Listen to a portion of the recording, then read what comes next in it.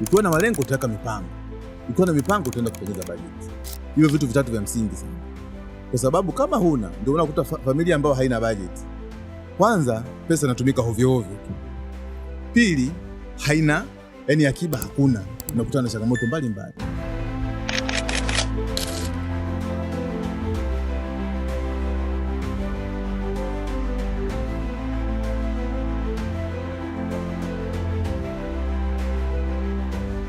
Heri ya mwaka 2026 watazamaji na wasikilizaji wetu. Karibuni tena katika podcast yenu pendwa ya PowerPod. Leo tutazungumzia kuhusiana na namna ambayo tunaweza kumanage pesa zetu.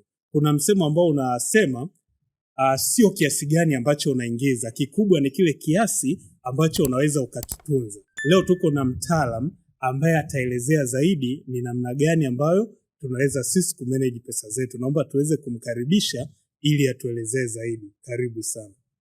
Asante sana Bwana Walwa.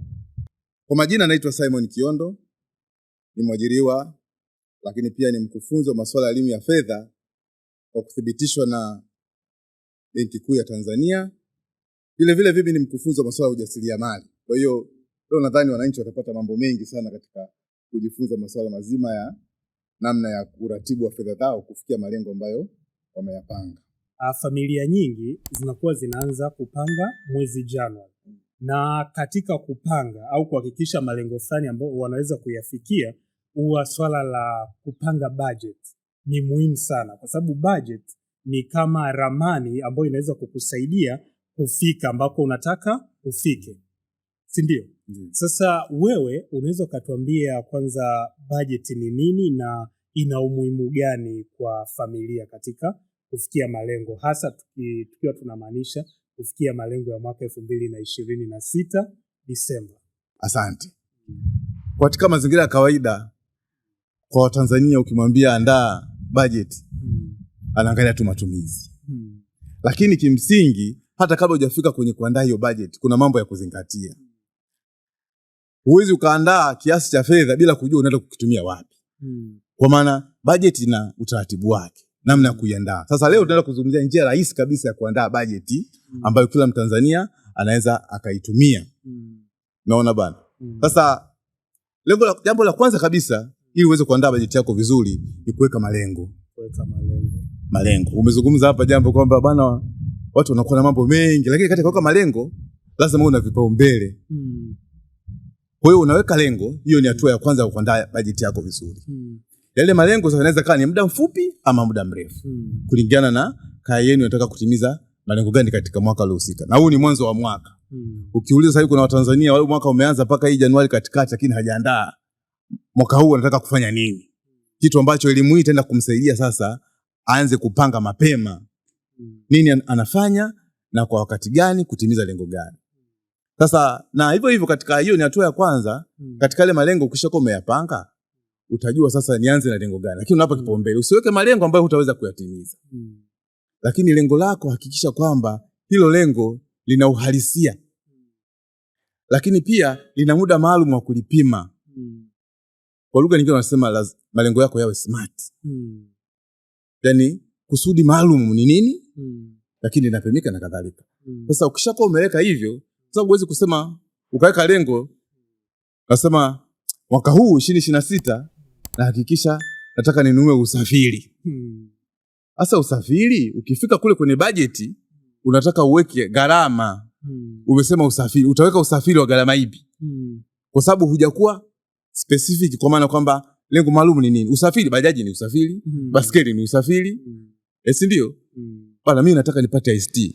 Kwa hiyo utasema hili lengo nitimize baada ya muda gani? Kwa sababu lengo lina muda. Sasa kuna kwenda kwenye hatua ya pili ya kuandaa hiyo budget. Ni lazima uhakikishe kwamba unapoiandaa ile budget wewe unaainisha vyanzo vyako vya mapato ni vipi. Kwa mfano, una duka, una bodaboda, una kazi.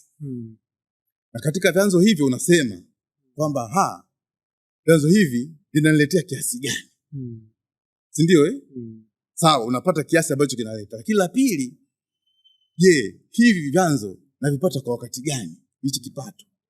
Lakini shida inakuja kwenye ukishapata mtawanyiko wa zile fedha unakuwaje. Watu wengi tunafeli hapo kwa sababu hatuna nini? Budget.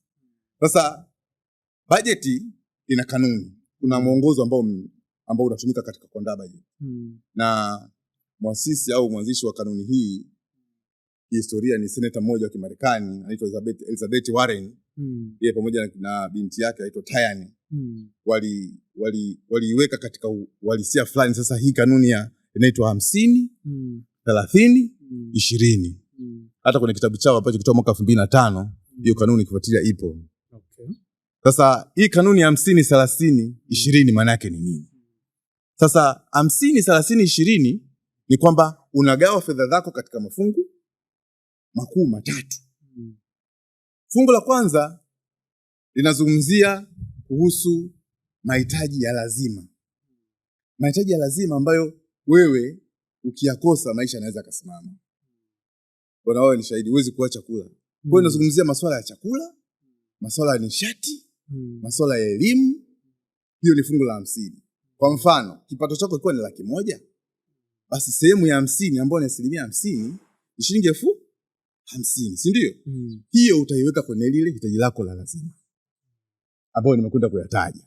Lakini 30 tunakuda sisi ni binadamu, tuna vitu tunatamani, tuna vitu tunataka tufurahi. Hilo tunaita ni kundi la matamanio. Yaani unatenga 30% ya fedha yako kwa ajili ya mambo ya furaha. Kwa mfano unataka kwenda kula nje ya nyumbani, ndio unataka simu mpya, toleo jipya la kisasa. Lakini sasa kwenye fungu la 3 ambalo tunasema hili hata kama pesa haitoshi ni lazima liwepo. Ni fungu lile la 20. 20% ya mapato yako lazima uweke akiba. Na sehemu hiyo unasema uwekezaji. Unakuta familia mtu kaumwa tu. Anaenda kukopa ili apate pesa ya kumtibu mtu. Je, kama ungeweka hiyo sasa unasema sehemu ya kuweka akiba. Unaweka akiba kwa ajili ya yale mambo ambayo hujatarajia yanaweza kutokea wakati gani. Na dharura zinakuwepo hapo. Kwamba sasa hivi ikitokea ghafla nimeumwa, ikitokea tumepata ajali, sina bima, sijaajiriwa, mimi najikimu vipi katika masuala ya matibabu? Kwa hiyo hali au hiyo kanuni ni mwongozo ambao uliwekwa makusudi kurahisisha upangaji wa bajeti katika ngazi ya kaya kwa mtu mmoja mmoja, na bajeti inaweza kuwa ni kwa mtu mmoja mmoja, kaya au taasisi, lakini huo inarahisisha. Na hapo unapozungumzia hiyo kanuni ya 50 30 20 na najaribu tu kuwaza ndio umezungumza kanuni ilianzia huko Ulaya. Unaonaje sasa huo uhusiano wa hiyo kanuni na Tanzania? Kwamba Watanzania wanaweza wakaendana na hiyo kanuni au inawezekana tu ni kanuni ambayo ni ya nchi nyingine hapo Tanzania ikawashinda kwenye utekelezaji? Ile kanuni si kwamba ni ya kule tu, hata hapa kanuni hiyo inaweza ikatumika. Sababu ile ni mwongozo. Na kama ni mwongozo unarahisisha utengenezaji wa bajeti ndefu na ngumu, watu ambacho kitu wengi kinawashinda. Ukipata pesa unawaza hivi sasa naanzeje? Lakini kama umeweza kuainisha vyanzo vyako vya mapato vizuri, ukajua kabisa malengo yangu ninayotaka kutekeleza yanahitaji shilingi milioni 3. Si ndio? Na mimi vyanzo vyangu ni milioni 5. Kwa hiyo niko ndani ya uwezo wa kutekeleza. Kwa hiyo naweza nikapanga. Kwa hiyo ina uhalisia kwa maana kwamba hata Mtanzania wa kawaida anaweza akaitumia. Labda nikitaka kumuongelea sasa yule mtu ambaye mwingine kumwingia 1% inakuwa ni ngumu. Sasa niende kwa mtu wa kawaida kabisa ambaye yeye mama wa nyumbani labda, si ndio? Kwa sababu hata mwenyewe natamani uzungumzie yule mtu wa kawaida. Wewe mwenyewe ni shahidi. Kuna watu ambao wanakuambia hawana vipato ambavyo vinaweza pengine vikawafanya wakaweza kutumia hiyo kanuni. Kwa mfano umezungumza kuwa na akiba pamoja na kufanya uwekezaji. Kwa mtu mwingine anakuambia na kipato kidogo anashindwa hata kuweza kufuata hiyo kanuni. Sasa sijajua kwa upande wako unalionaje swala la kupanga hasa kwenye bajeti. Haitazami wingi wa pesa ulionao. Hata pesa kidogo lazima ipangwe. Ndio maana mtu kumwambia hivi ukiokota pesa hiyo inakuwa ni sehemu ya mapato yako. Hiyo kwanza mimi nitajirusha nakula. Kitu ambacho sio sahihi. Kimsingi hata pesa kidogo unatakiwa uipangie utaratibu wa kutumia. Hata shilingi 1,000 kwenye hiyo kanuni ya 50 30 20, hata 1,000 unaweza kuingiza. Ukapanga na kila pesa ikaenda kwenye nafasi yake. Sasa kwa mtu wa kawaida chukulia mama nyumbani au baba ambaye labda hana elimu kubwa sana. Hii unaweza kumwambia kwa katika ukiwa kwenye mapato yako yale, gawa katika makapu. Maya matatu. Kapu la kwanza la hizo fedha zako, weka sehemu ya 50 katika ile pesa uliyopata. Hilo ni kapu. Na hiyo unasema, hii pesa naweka humu kwenye kapu hili. Hili ni kwa ajili ya chakula, yale mahitaji ya lazima, kwamba ukiyakosa hayo maisha hayawezi kuendelea. Chakula, elimu, masuala ya nishati, umeme, kulipa na vitu vingine ambavyo unafanya maisha yaende kwa ulaini. Unasema kapu la pili hili nitaweka yani fungu la pili ambalo ni fungu kwa ajili ya mahitaji yasiyo ya lazima, kwamba hata nikiyakosa haya mimi maisha yanaendelea. Kwa hiyo utaweka pale kiasi cha sehemu ya 30 ya pesa zako zote ambazo umepata vile vyanzo vyako. Ndio bana. Lakini mwisho sasa unasema hii, na tunasema hii nasisitiza tena kwamba unapoona bajeti haitoshi, ni heri ile fungu la 30 ukapunguza ikaenda sehemu nyingine kuliko kuliacha liko pale. Kwa sababu lile hata usipokuwa na simu mpya, simu ya toleo jipya, maisha yanaendelea. Kwa hiyo unasema upunguze pale. Na fungu la 3 sasa, mama yule au baba yule pale kijijini alipokaa, sema hili fungu la 3 hili, basi hili sasa naweka kwa ajili ya akiba yangu ya mambo ambayo yanaweza kanitokea mimi sijajipanga, ili niweze kukabiliana nayo. Sasa likitokea jambo, familia sio mgogoro tena. Kuna amani. Kwa sababu unasema tu kachukue kwenye fungu lile kwa ajili ya kulipia kitu fulani. Changamoto tulionayo, hatuna utamaduni wa kujiwekea, lakini pia wanasema akiba sio kiasi ulichoweka. Akiba ni tabia. Unaweza kuweka hata milioni 100, lakini tabia yako ikoje? Si ndio Wewe ukaa ni mtu wa kutumia matumizi makubwa. Kwa hiyo bado unasema tabia ndio itakufanya wewe ufikie kile ambacho ulipanga. Watu wanapanga, lakini katika kupanga pia angalia swala la vipaumbele. Sasa kuna swali ambalo niko nalo. Ni kwa nini 30% yani tuseme matamanio yamekuwa na 1% kubwa zaidi kuliko uwekezaji pamoja na akiba ambazo ni 20%? Kwa sababu tu kikawaida pengine niliwaza 20% zile 20 kwenye akiba pamoja na uwekezaji iwe ni kwamba kapu lake liwe ni kubwa tofauti na matamanio. Unaweza kutuelezea ni kwa nini? Ni swali zuri sana. Na ukitaka kufuatilia masuala ya bajeti, sehemu ya matamanio unaweza ukaacha hata zote mbili, ile 50 na 20 ikawa haipo. Nikupe mfano mmoja. Hivi kwa mtu ambaye ni mtumishi, angekuwa anaambiwa yale makato ya kwenda kwenye hifadhi ya jamii, awe analeta yeye mwenyewe. Si ndio Ni wangapi wangepeleka? Ni watu wachache sana. Watu wengi kwa hali ilivyo ungesikia wastaafu yuko Muhimbili, yuko Mloganzila, yuko wapi. Kwa sababu gani? Watu wasingepeleka hiyo fedha. Ndio maana mpaka serikali ikachifika mahali sema hawa watu tuwaandalie namna ya kuishi baadaye. Kwa hiyo inakatwa kabisa kule. Kitu nidhamu. Sasa kwa ile kanuni pia swala nidhamu ni la msingi sana. Kupanga ni jambo moja. Unaweza kutekeleza ulichokipanga, na wengi tunafeli hapo. Unakuta mtu amesema bana kwenye 50 nimetenga, hii 30 kwa nini ni kubwa, afu 20 ni ndogo kama hivyo swali lako. Sasa hata hivyo unaweza ukashangaa hata ile 50 ikamegwa ikaja kwenye 30 na hiyo ikapunguza. Matamanio, wanadamu tunaongozwa sana vitu vya kutamani. Nitolea mfano, mama anapokwenda sokoni, anakwenda sokoni na orodha, lakini ukiangalia orodha akirudi kuna vitu havipo kwenye orodha lakini amevinunua. Sasa unamuuliza, kapita wale machinga. Unajua wanasema stick kwenye bajeti yako. Umeenda kununua sukari, nyama, mchele, nunua ondoka. Sasa tunaanza kuona vingine. Kapita machinga na sendo nzuri, hebu nione. Bwana hii shoga yako hiyo usiache hiyo. Ulipanga kuinunua? Ukiangalia katasi yako utapunguza nyanya hapa. Nyanya za 2000, basi utachukua za buku.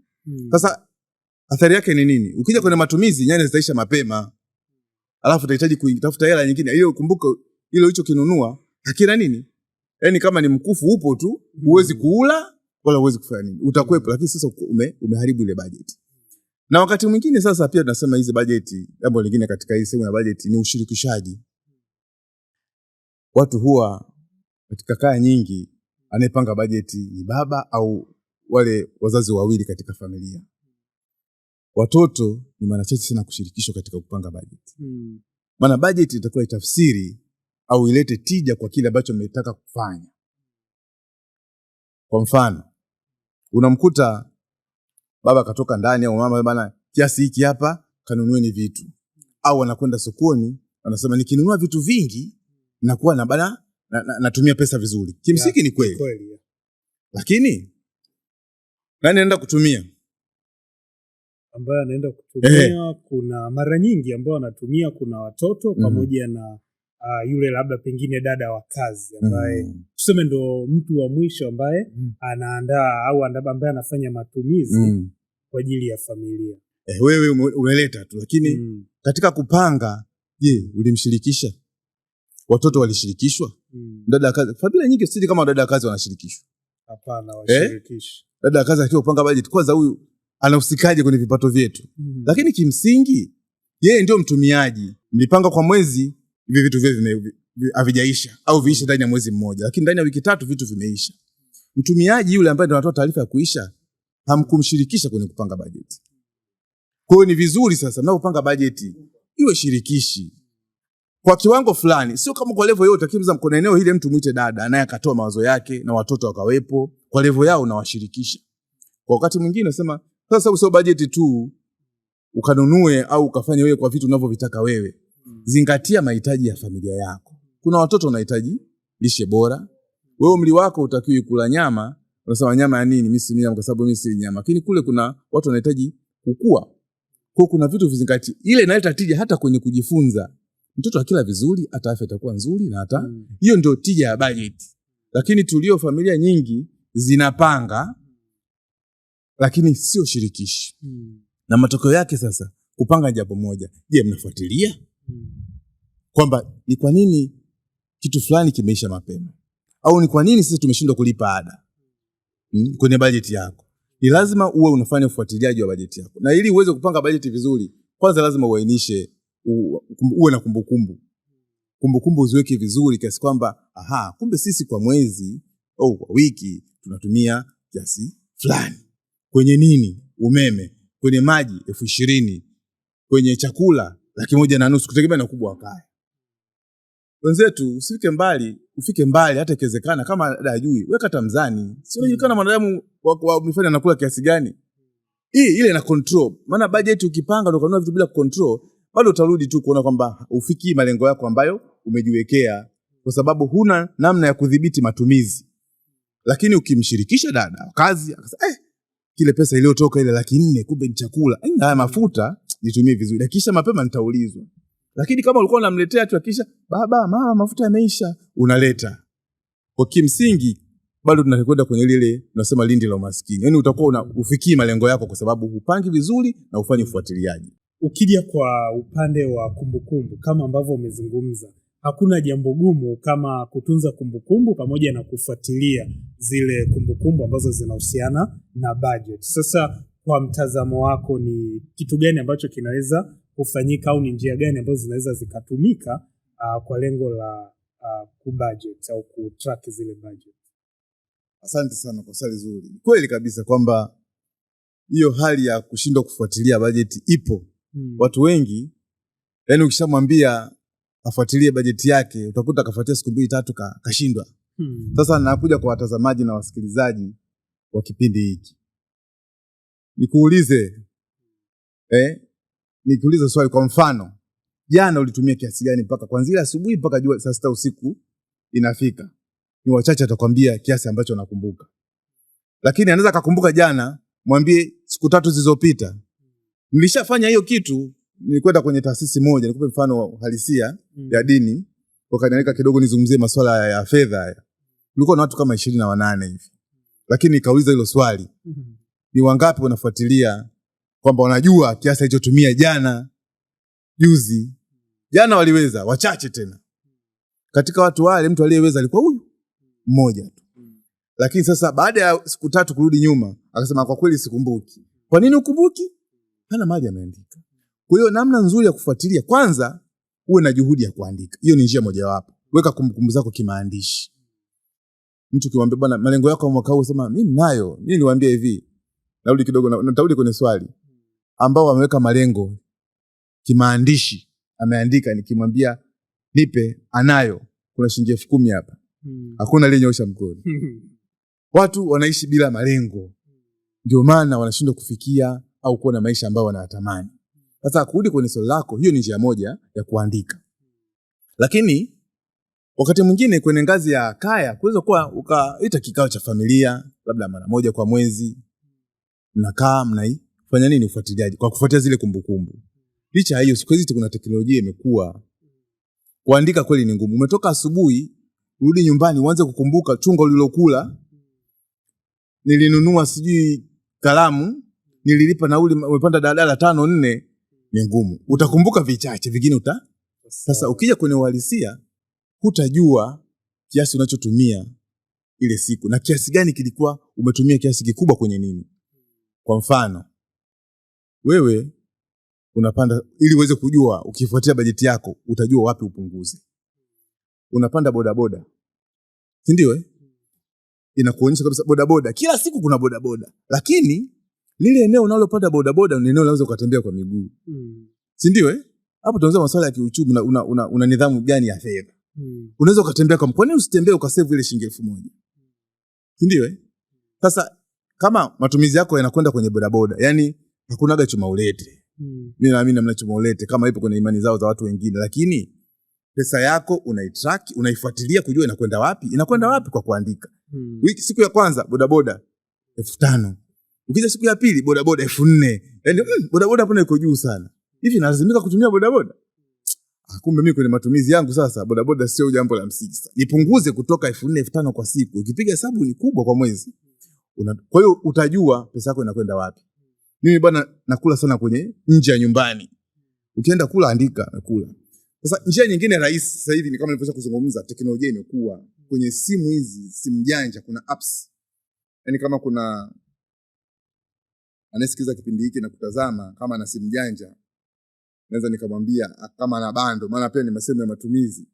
Kama ulipanga kutumia bando lako leo, basi wewe ingia kwenye WhatsApp kwenye apps yako, andika neno my money. Hiyo apps inakuonyesha, inatoa uchambuzi wa matumizi yako ya siku, wiki, mwezi. Na kwanza unaanza na kupanga budget. Alafu kila ukitumia unasema pesa hii inatoka kwenye fungu la mshahara, unaingiza. Kwa hiyo mwisho wa siku unataka kujua umetumia nini sana, inakuonyesha na graph pale inatoa. Kitu ambacho ni rahisi kwa sababu utakuwa kwenye daladala umeshamlipa konda shilingi 700, unaingiza pale 700 nauli. Kwenye transport, kwa utakuja kukuta kwenye swala la usafiri umetumia kiasi gani kwa kipindi cha mwezi mzima. Ile ni rahisi kwa sababu gani? Uko on time, muda ule unafanya na huko unatekeleza. Tofauti na ile njia ya kwanza ya kuandika, labda ukirudi sijui uwe na kumbukumbu kiasi ni kitu ambacho na utafanya kila siku, nyingine umerudi saa 6 usiku sasa nitaandika kesho. Sasa kesho mara nyingi watu ikutagi. Kesho ni leo tu. Ukishindwa leo basi uweze kufanya tena. Hutakumbuka vyote.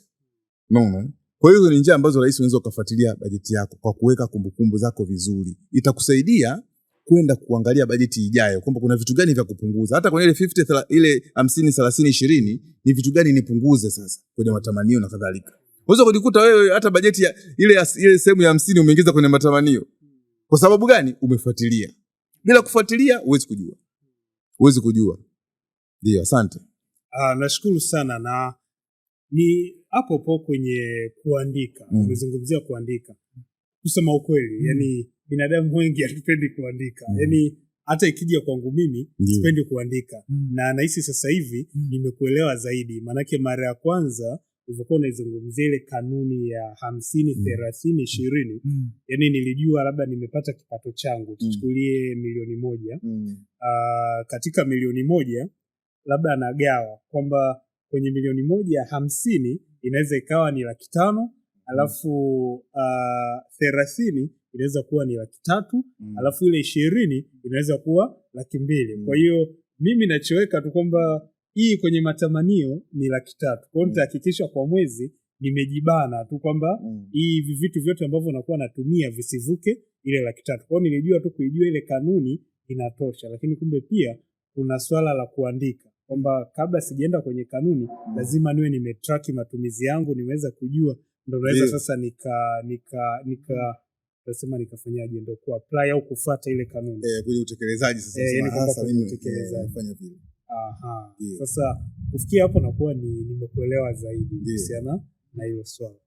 Kuna swali ambalo ningetamani nikuulize, lakini tunasema ni yale maswali ya uchokozi. Ndio.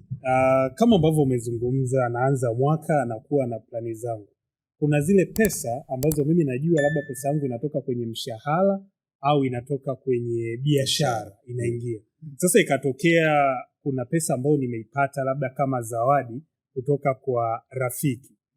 Hiyo pesa inatakiwa niingize kwenye bajeti zangu au nikipewa natakiwa moja kwa moja niende nikatumbue? Asante sana. Kwa jibu rahisi, walio wengi hiyo ni ya kutumbua. Walio wengi. Hata ukiokota unasema hii kwani si nimeokota. Haikuwa kwenye mipango yangu. Haikuwa kwenye mipango yangu. Lakini sasa kama ulipanga. Unajua pesa ina tabia na yenyewe. Kama hujaipangia pa kwenda yenyewe itakuelekeza wapi uende. Sasa kwa swali lako hilo, kama umepata pesa ya zawadi, kule mwanzo tulizungumza kuna vyanzo, ainisha vyanzo vyako. Hata kama ukikiweka unasema pesa chanzo ni pesa ambayo inaingia kutoka sehemu nyingine. Kwenye vyanzo vyako hata kasema kakupa ndugu zawadi, bwana asante na nini, ile inaingiza kwenye chanzo chako cha mapato. Inabidi uingize kwa sababu gani? Umeipata ile hela. Tulishapanga bajeti yako. Ukaenda kufanya matumizi, umenunua shati mfano. Si ndio? Sasa ukija kutazama bajeti yako, unaangalia nimenunua vitu gani? Shati itaonekana kule. Lakini mbona huko kwenye matumizi bajeti yangu haionyeshi sehemu ya shati? Lakini kumbe ulipata ziada. Na kama tunasema hivi, kama unakuta ile pesa yani huna pa kuipeleka, basi ongeza akiba na uwekezaji. Ukipata pesa yote ya ziada, usiongeze matumizi. Yaani najaribu bado kuwaza iwe tu kwa haraka. Kwamba mimi niweka plani zangu vizuri, hela imekuja muda ambao mimi sikutegemea. Sasa kwa nini niweze kuweka kwenye akiba au mambo mengine nisende kujifurahisha? Maana ya kuwa na bajeti na malengo ni nini? Kwa sababu unatafuta hata kwenye vyanzo vyako sasa unaweza ukakosa au vikapungua. Unashindwa kutekeleza nini? Kufikia malengo yako. Sasa kama umepata hii ya ziada, si umepata sio ya kuzalisha wewe mwenyewe, lakini mtu kakutunuku tu bwana, mstawa kuna 100,000 hii hapa. Hii 100,000 unakwenda kwenye malengo yako. Nilisema nitalipa ada lakini mpaka sasa hivi sijamalizia ada. Kumbe vyanzo vyangu kule ngoja nilipe. Au hii nimepata ziada, najenga nyumba. Tofali niko kwenye process ya kufuata tofali. Nikaongeze kwenye tofali ili nitimize malengo yangu kwa wakati. Sasa ukisema utakuwa unajivuta shati wewe mwenyewe tu. Kwamba hii bwana nimepata ni ya kutumbua. Kwa hiyo ndugu msikilizaji, mtazamaji, nikwambie tu kwamba pesa yoyote ambayo itakuja nje ya vyanzo vyako vya mapato, iingize kama sehemu ya vyanzo vya mapato. Ukitoka hapa nje sasa hivi nje usije ukatoka hapa kuna shilingi 10,000 umeokota. Jambo la kwanza kwa mtu yoyote ni kwenda kuitumia ile 10,000. Yaani ile haipo kwenye hesabu ya mapato. Hiyo ni ya kutumia tu. Unaona? Ndio iko hivyo. Lakini kimsingi unatakiwa uweke kwenye malengo yako uliyojiwekea. Iingie kule ili uweze kupata tija ya bajeti yako. Na ni mara ngapi sasa familia zinatakiwa zifanye tathmini ya bajeti zao? Kwa sababu kama ambavyo tumezungumza, mnaweza mkapanga lakini kuna mambo mengi sana ambayo yanakuwa yanatokea hapo katikati. Sasa upi ni muda mzuri wa kufanya hivyo? Asante, ni swali zuri sana, maana kuna kupanga lakini ili uone tija ufanye tathmini. Sasa kwenye hili naweza kalizungumza katika kwanza, kufanya tathmini ni jambo endelevu. Sio la mara moja. Sawa. Nitalizungumzia katika misingi labda 3 au 4. Jambo la kwanza kabisa katika kufuatilia bajeti yako ya kila siku au ni ya mwezi, ni lazima uanze kufuatilia mara moja kwa mwezi. Ndio mara moja kwa mwezi. Ile mara moja kwa mwezi kwa nini? Ile inakupa picha ya kile ulichopanga na mambo uliyoyafanya. Hiyo ni mara moja kwa mwezi. Lakini pia njia ya pili ya kufuatilia ni kwa wiki. Na hii kwa wiki kwa watu gani? Wafanya biashara ndogo ndogo, mfano bodaboda, malishe. Hasa wale watu ni kipato ambacho hakina uhakika. Wafanya vibarua. Yule inabidi afuatilie kwa wiki kwa sababu inawezekana leo ana kibarua, kesho hana. Sasa unafuatilia kwa wiki, baba nitawagawa kwenye mafungu kwa mtu kulingana na kipato chake. Kwa hiyo yule wiki atafuatilia, ataona kumbe nimetumia hivi ndani ya wiki moja. Je, itakuwaje? Na mimi sitegemei kupata kibarua kingine siku 2 zijazo. Kwa hiyo ni njia ya pili. Lakini njia ya tatu ni kila baada ya miezi 3 unatathmini kile ulichokipanga na utekelezaji wake. Kwa mfano, unasema hivi tulipanga jamani kuhusu ujenzi wa nyumba. Hivi tangu tumepanga sasa ni miezi 3. Lile lengo limefikia wapi katika kupanga kwenu? Lakini pia unaangalia, je, kwa kipindi hiki madeni yameongezeka? Tumeongeza kukopa au akiba imeongezeka? Unajitathmini. Kwa hiyo mtaangalia afya yenu kifedha ikoje. Na itakuwa ni mustakabali mzuri wa watija katika swala la zima la bajeti. Lakini mwisho katika ufuatiliaji unakwenda kufuatilia sasa tathmini ya mwaka mzima. Tuseme hii ni Januari, mtuambie hapa. Naangalia na kule naona kuna watu wamekaa pale Januari imeanza hawana malengo. Ni wakati wao sasa wa kusikiza vizuri na kwenda kupanga malengo. Ili nini? Aweze kuona kwamba natumia kiasi gani ndani ya mwaka. Sasa hii tathmini ya 3 au 4 ni kwa ajili ya kuangalia sasa mwaka umeisha. Tulipanga nini? Tumefikia nini? Tumepata changamoto gani? Tumepata mafanikio gani? Na ile inasaidia sasa kupanga bajeti ya mwaka mwingine. Kwa sababu mmefanya tathmini hii. Nilitoa mfano kuhusiana na labda zawadi ambayo unakuwa umeipata, ni wapi pa kuiweka. Maana tumesema hiyo ni kama ziada, si ndio? Sasa pale vipi pale ambapo inatokea bajeti na yenyewe, yani kwamba imekuwa kama imepungua. Kwa bajeti yetu ikiwa imepungua, nini kifanyike? Ni kweli, na hiyo inatokea mara nyingi ni kwa sababu pia katika kupanga tunaanza na matumizi tu. Mara nyingi bajeti haitoshi. Leo hii kumwambia mtu bwana hebu niandalie bajeti, anaanza matumizi mpaka ile inaisha mpaka anataka kukopa. Sasa endapo bajeti haikizi uhalisia walichokipanga, kuna mambo ya kufanya. Jambo la kwanza kubali kwanza bajeti haijakidhi. Wewe kubaliana nayo, usibishane nayo, sababu bajeti ni chombo sio kwa ajili ya kukudhalilisha, ni chombo cha kujifunzia kufanya mambo yako vizuri katika kaya au familia.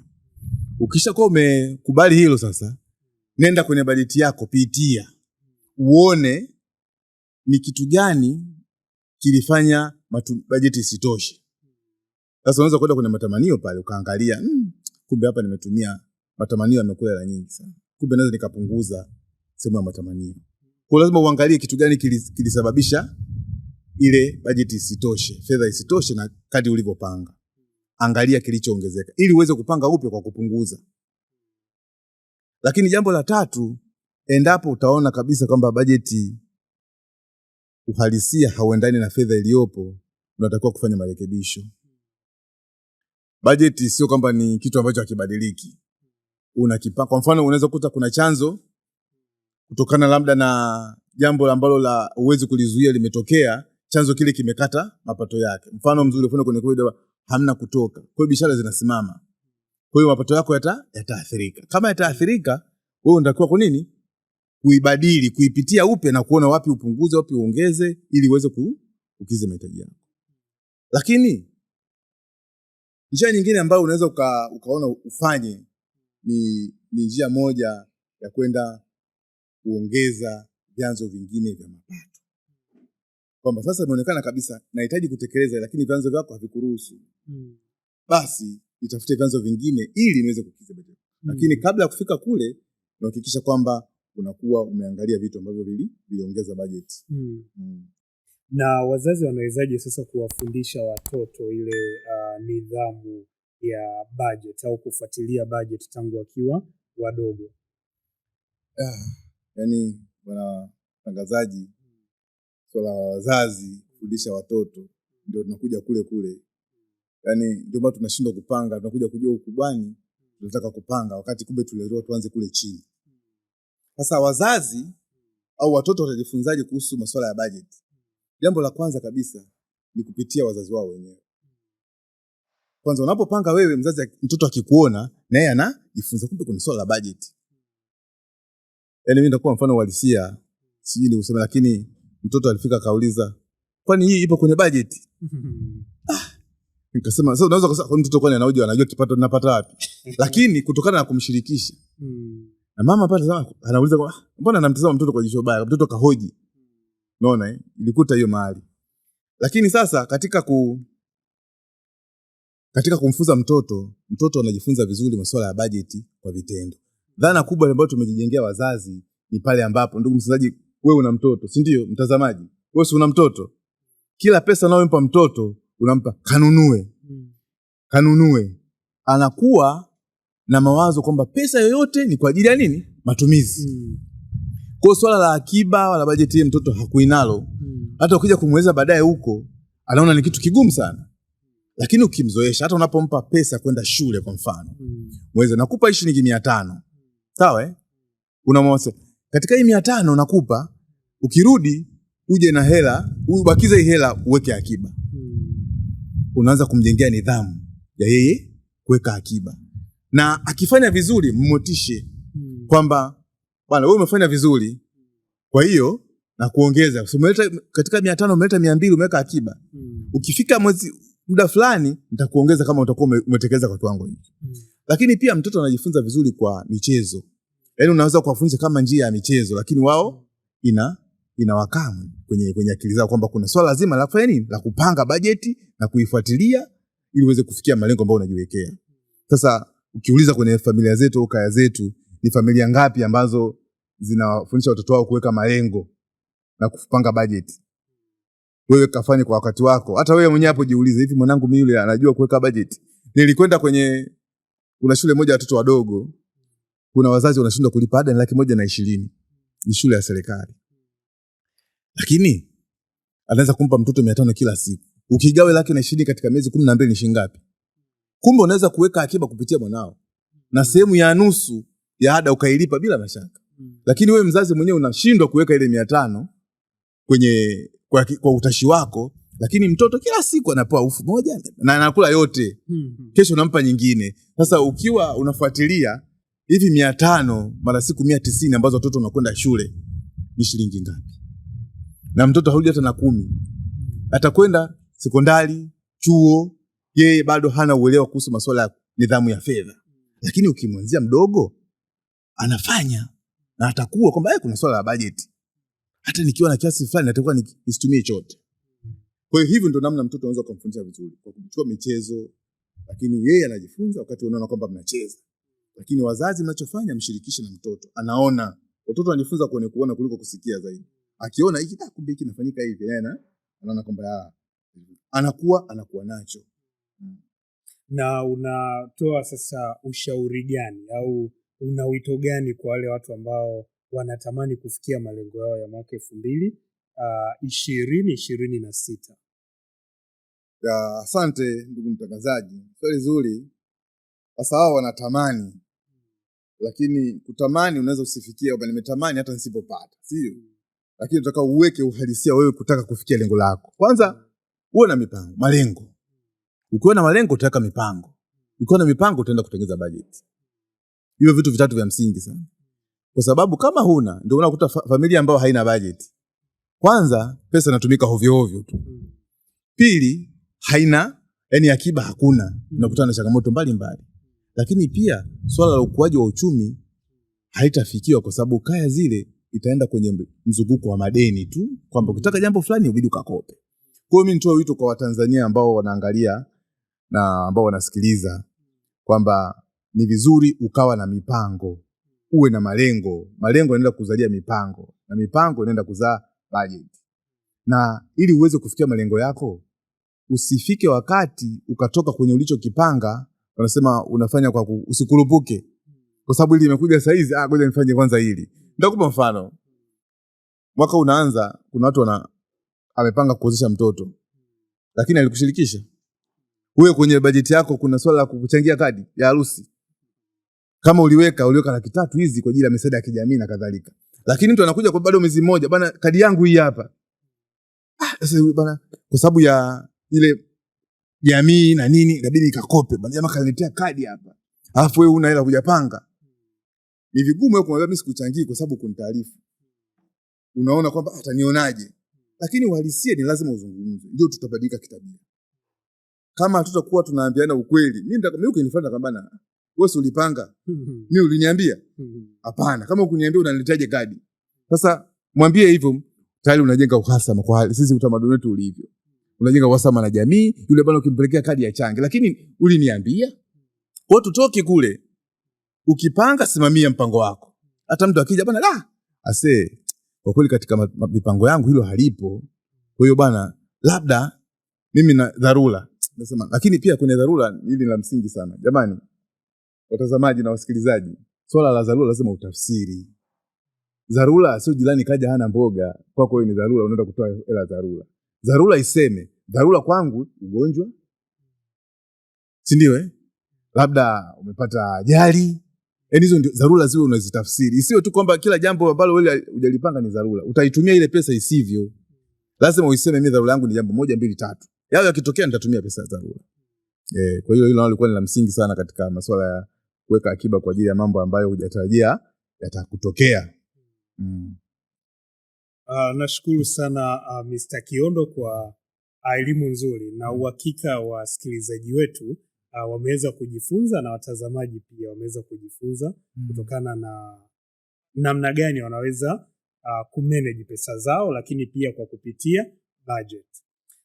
Ndugu watazamaji pamoja na wasikilizaji, kwa sababu tayari tuko January, kitu ambacho nawaomba tujitahidi sana kuweza kusimamia bajeti zetu, kwa sababu ndo zitasababisha sisi tuweze kufikia malengo yetu pale ambapo inafika Disemba mwaka 2026. Kwa hiyo huu ndo muda sahihi wa wewe sasa kuanza kujitathmini, kwa sababu tumeambiwa tunajitathmini pengine kwa mwezi hata mara 1 au mara 2, unakuwa unafuatilia mwenendo wako ili kuweza kuona kweli haya malengo ambayo nimeyaweka au hizi tunaita ni malengo smart ambayo umeyaweka kama unaweza kuyafikia mpaka kufikia mwisho wa mwaka huu. Kwa nawaomba sana tujitahidi stick kwenye bajeti zetu ili tuweze kufikia malengo yetu.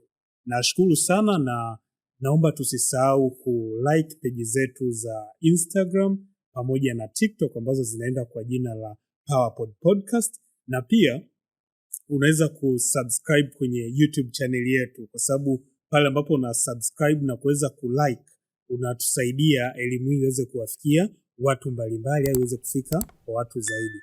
Naomba tukutane kwenye episode ijayo. Asanteni sana.